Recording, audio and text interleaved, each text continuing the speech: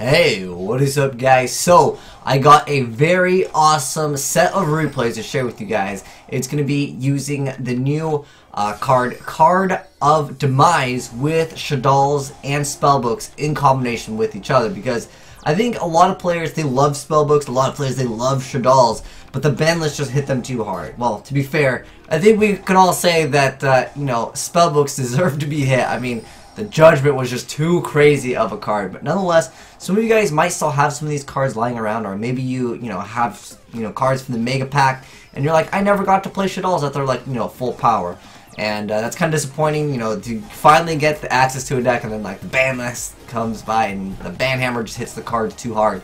But nonetheless, it's going to be an excellent example of just how you guys can try to be innovative in the game and mix two archetypes that technically got hit pretty dang hard.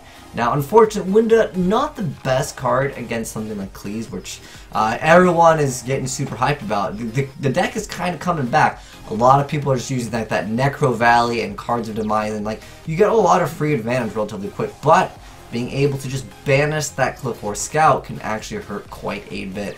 Now, some Cliff War players, this is the most anti-meta-ish deck that's going around right now. A lot of players are playing the triple copies of Necro Valley, sometimes even playing a command just to search the card out, because this makes it so cards can't be banished. Cosmos is one of the more popular decks right now in the game.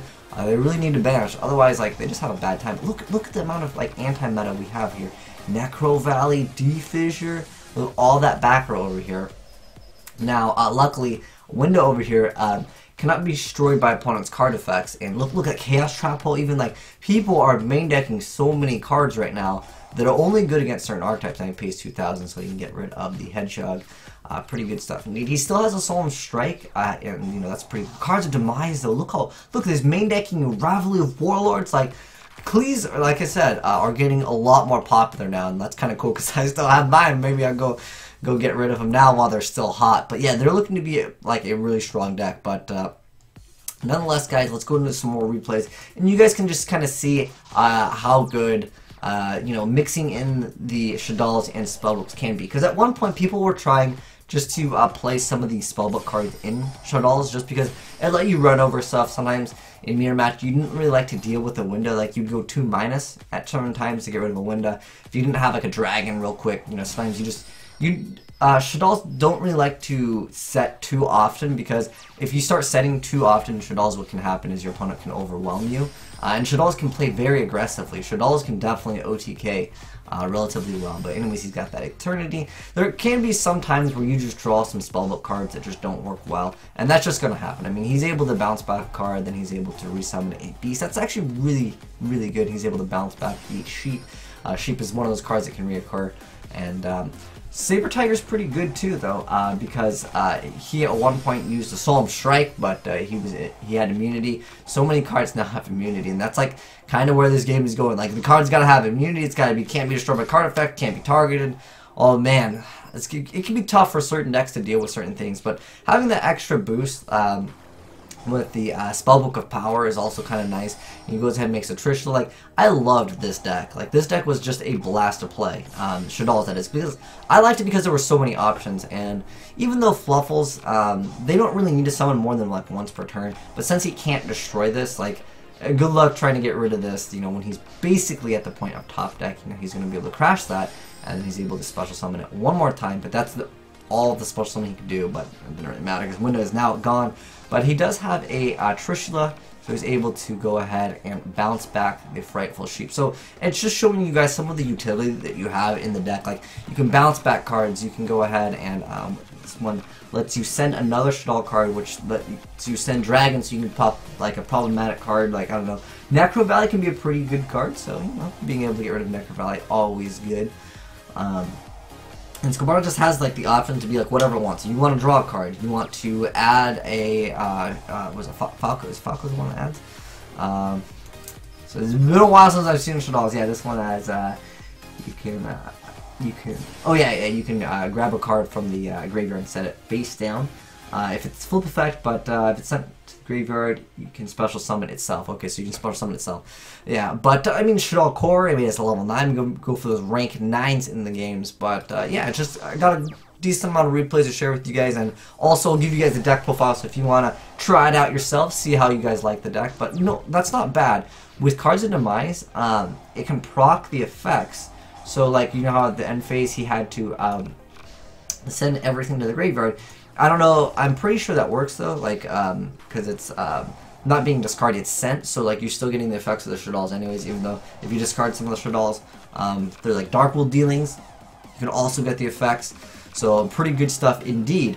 But yeah, very awesome to see some of the like older decks kind of see some relevant plays this day and age against like the Pendulums, because like look at that, it just special summon multiple cards, but the solo warning comes in.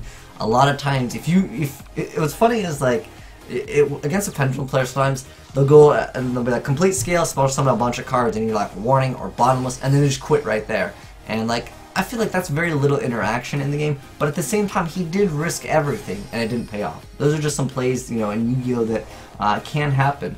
You know, in Duelist, that can happen too. Like you use all of your cards really fast, and you don't have any like draw power. You can just lose, and that's just simply how you know, card games should be too. Like if you invest a lot of stuff and it doesn't work, like you know, Pendulum for a bunch of cards. Wish he had another Solemn Strike, 'cause I don't know why. I always get so satisfied when I see a Pendulum player lose everything because he goes all in. Sometimes they have to go all in though. Like Magispectors, I mean, most of them are pretty weak. You can get OTK'd pretty easy. I don't know in Spellbook Shaddolls if you can OTK that consistently. I know it's definitely possible. I mean, Shaddolls definitely can OTK. Unfortunately though, where's the construct, man? That is just one of the most disappointing things, is that we don't even get one construct here in the TCG. Like, can we just get one? That's all I was hoping for. And he's got Elishdoth Fusion, so he can go ahead and psych! I'm gonna attack you one more time, finishing the other player off, playing the Magispector Magician Pendulums. Pretty good mix-up, and I'd say it's relatively budget compared to some of the other stuff. And it's just, this is just like replays against like everything. So it's just, again guys, going to show you a variety of things that you can combat, because dealing with like Vanity's Fiend, oh man, there's so many like Monarchs decks right now that they're like triple Majesties, triple Vanities. They're just like, nope, you cannot Yu-Gi-Oh! But Pantheism is just a very insane card. So he's going to go ahead and Sinister Shadow Games, get rid of that card immediately, and then the return, and then the Vanities pops up, and it's just like, wow, good luck dealing with that. But the thing is, with again, Spellbook of Power, great card. You're able to go ahead and he activates another one, and the Card of Demise, and then he's able to summon the Falco, activate Spellbook of Fate, banish the card, go for Eternity, add back Secrets. Great play, and you can see how good Cards of Demise is. Like, hit Chicken Race, you know what, draw power and cheese is just too good. But you know what, the cheese is real with Cards of Demise. Like, you guys can see how good that card is. Dude, I want to say, if you play like a very, very trap heavy version of Monarchs, I could see it. Like the card is just so great in literally like everything. It has just so much utility. Just be like, let me just give you superior advantage. And you can see that Spellbook of Power, it destroyed something, get another free Spellbook card. Like, the guy's going off. The guy in the back still had a decent like play turn one. And Monarchs, they already have a decent amount of spell and trap, so you can just like, you know, set the things, you know, with Cards of Demise, activate Cards of Demise. Really good stuff. But anyways, he goes ahead and summons the Magician, and I feel like this is a deck that definitely can support a grind game. Like, it's not a deck that has to go off. It can definitely play like in the later stages of the game, but he goes ahead and activates that.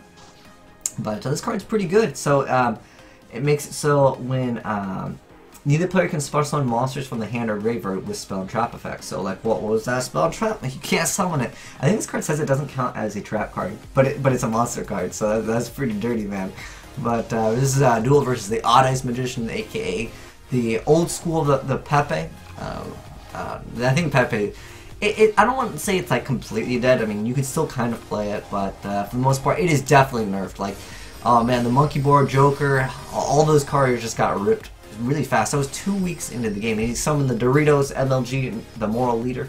So a pretty good card indeed. Once per turn, either player's turn, when your opponent activates a spell or trap card, you attach a material, negate the activation, and if you do, destroy it.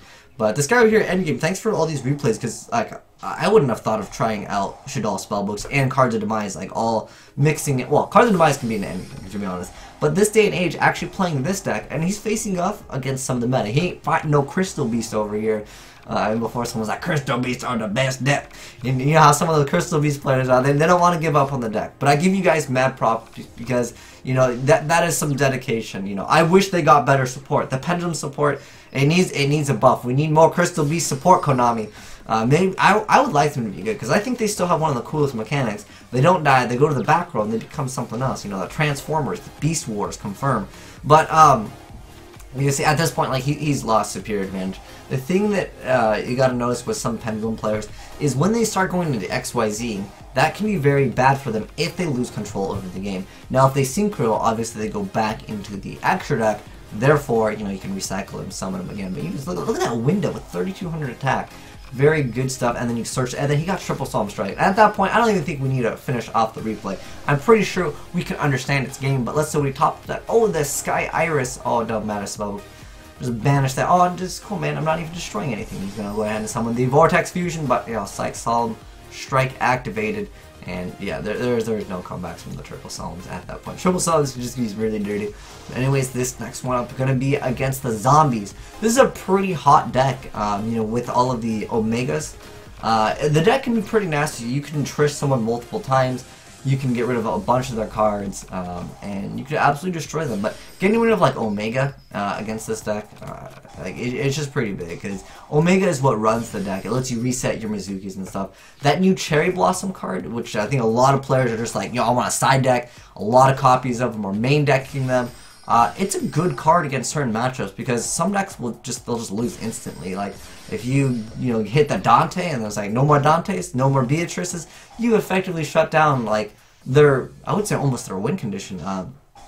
You get rid of the Phantom Knight, Sword Break. Like there's so many good cards just to hit, and then like it almost makes a game. And I've even seen some players main decking Burial from the different dimensions so they can counter the counter in the main deck. It's like, wow, the next level strategies in Yu-Gi-Oh! Which is something people used to do. You know, sometimes people used to, you know, main deck D-Fissure because, you know, Lightsworn was popular, or like the main deck, like, well, even against Blackwings. I didn't think this thing was ever good. It was Shadow Imprisonment against Blackwings. I saw someone main deck that one time. I was like, well, Blackwings don't really need their effects. They got that Icarus attack anyways, but nonetheless, I mean, it still negated their effects. So at the end of the day, I guess if he won those games that he was playing in, props to him. But look, he's got double Omegas out, just getting rid of all those cards. Very good stuff indeed. But the Shaddoll Fusion is too good, man. That free card and then the Solemn Strike able to get rid of the other Omega right there. But he's got the Zeta over there, so he's going to go ahead and summon that Owinda, and then he's going to go ahead and proc those effects.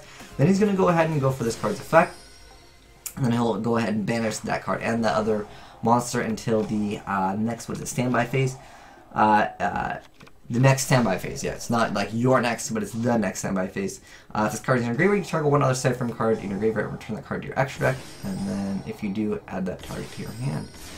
So he's going to go ahead and Utopia, the Lightning, and then Spellbook of Fate is just like, oh, Psych's the wrong one, go ahead and banish that. But he's able to get rid of that card.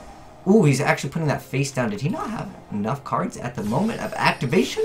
Ooh, that was pretty dirty. But then the Black Rose comes out. Sinister Shadow Games activated in response. That's going to be flipped up. And then he's going to go ahead and activate that effect to add a Shaddoll. Go ahead and reset the beast, I assume. Look at all these effects. You think we were playing Shaddolls in, like, you know, a couple years ago. When they were just like one of the more dominant decks in the game. But he's able to recycle those. And then he still has Beast of the Pharaoh, which is actually a pretty decent card. So if this card is sent for the Synchro Summon,